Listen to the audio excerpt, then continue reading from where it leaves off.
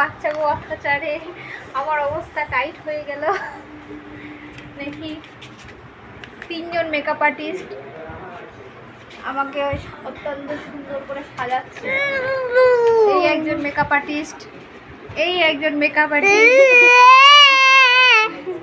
এই একজন makeup artist, আর আমি। বর্তমানে আমার অবস্থা এইরকম।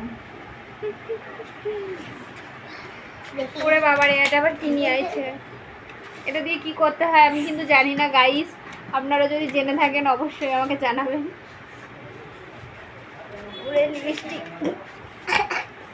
দেখুন, আইশ্যাডো লাগিয়ে দিয়েছে, 2টো টিপ ক্লিপ।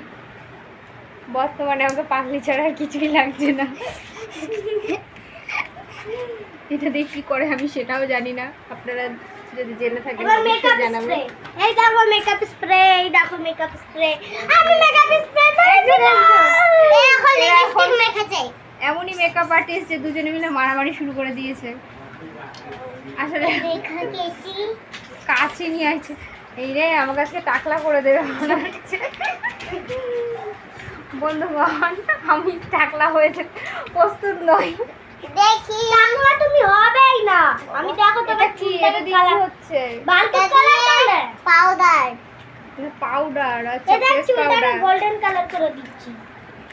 আবার কি গোল্ডেন কালার করতে গেছে? মানে বাকি পাতা কি?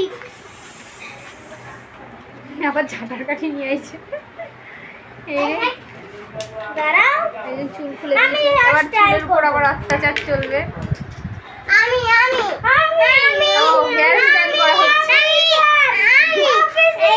আচ্ছা, একজন